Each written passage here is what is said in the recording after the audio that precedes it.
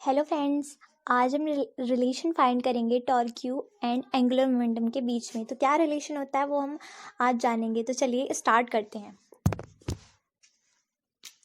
हम जानते हैं we know that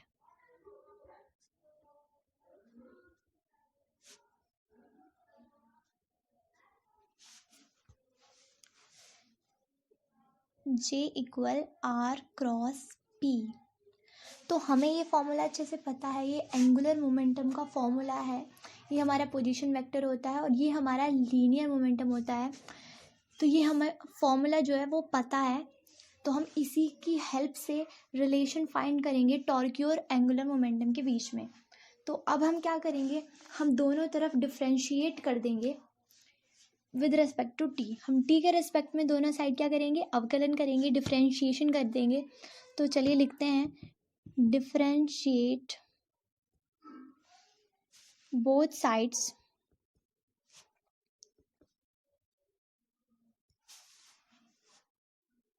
with respect to T.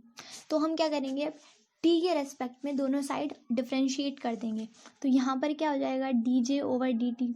हमारा 12th में बहुत लंबा चैप्टर था मैथ्स में डिफ्रेंशिएशन। उसके हिसाब से हमें पता है कि जब हम इस जे का एंगुलर मोमेंटम का डिफ्रेंशिएशन करेंगे टी के रेस्पेक्ट में, तो ये हमारा D J over D T हो जाएगा। बट इसका हम सिंपली नहीं निकाल सकते, ये एक वेक्टर फॉर्म बन रही है, क्रॉस प्रोडक्ट हो रहा है। तो इसका एक फॉर्मूला होता है, जैसे हमें टी के रिस्पेक्ट में ए क्रॉस बी का करना हो तो हम कैसे निकालेंगे, A cross D B over D T. इसको एज इट इज रखेंगे और क्रॉस का साइन लगाएंगे, प्लस ए का कर देंगे डी ओवर डी टी और इसको एज इट इज रख देंगे। क्रॉस प्रोडक्ट का भी हम ध्यान रखेंगे कि यहाँ पर क्रॉस प्रोडक्ट ही हो रहा है। तो इस फॉर्मूले की हेल्प से हम यहाँ पर जहाँ ए है वहाँ पे हमारा आर है और जहाँ बी है वहाँ पर हमारा लीनियर मोमेंटम है यानी कि पी है। तो हम इस फॉर्मूले की हेल्प से यहाँ पर डिफ्रेंशिएशन कर देंगे। ठीक है, तो चलिए करते हैं। ये यहाँ पे ए एज इट इज़ है, इस प्रकार ये आर एज इट इज़ हो जाएगा। ठीक है, अभी हमारा यहाँ पर बी है, मतलब जो दूसरा वाला पार्ट है उसका किया हुआ है। तो हम क्या करेंगे, D P over D T. ठीक है, प्लस अब इन्होंने ए का किया गया है, हमारे ए के स्थान पर क्या है, हमारा आर है, वेक्टर आर है। तो हम उसका डिफ्रेंशिएशन कर देंगे, that is D R over D T cross यहाँ पर क्या हो जाएगा, हमारा पी। ठीक है, तो ये हमारा डिफ्रेंशिएशन आ गया।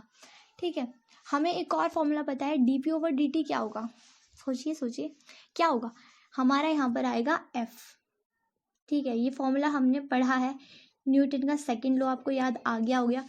ठीक है, आ गया होगा आपको याद। तो जो हमारा फोर्स एक्ट करता है किसी पार्टिकल पर, वो हमारा डायरेक्टली प्रोपोर्शनल होगा हमारे rate of change of linear momentum के।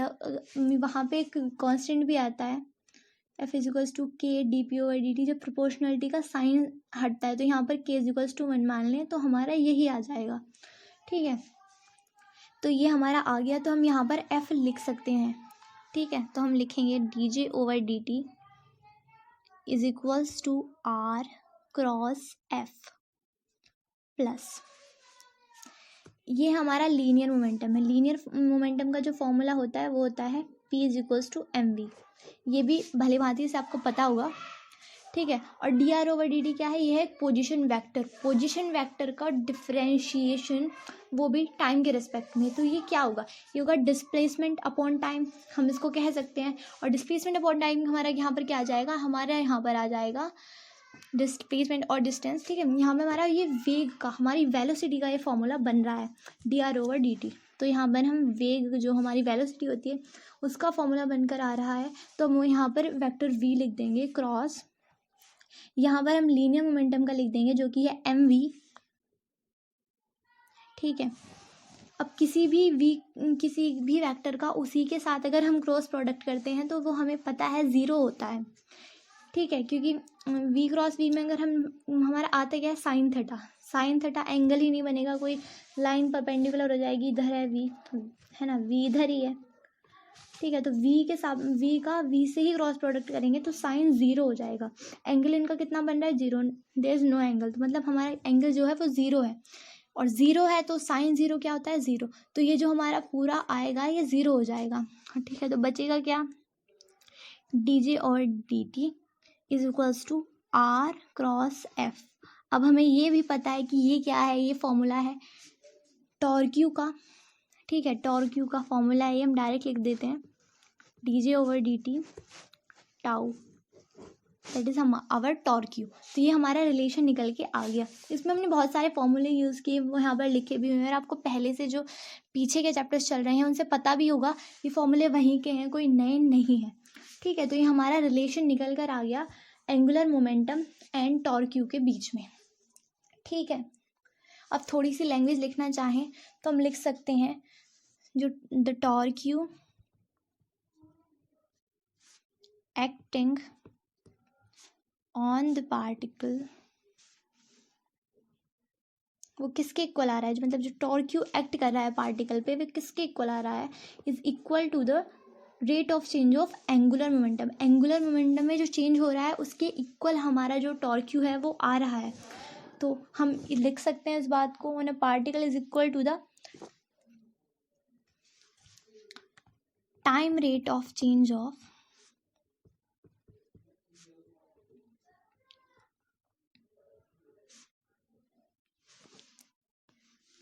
Angular momentum. तो यही हमारा एक छोटा सा डेरिवेशन था, हमें एक्सप्रेशन फाइंड करना था कि क्या रिलेशन होता है टॉर्क्यू और एंगुलर मोमेंटम के बीच में। ये इस चैप्टर में आगे भी यूज़ होने वाला है।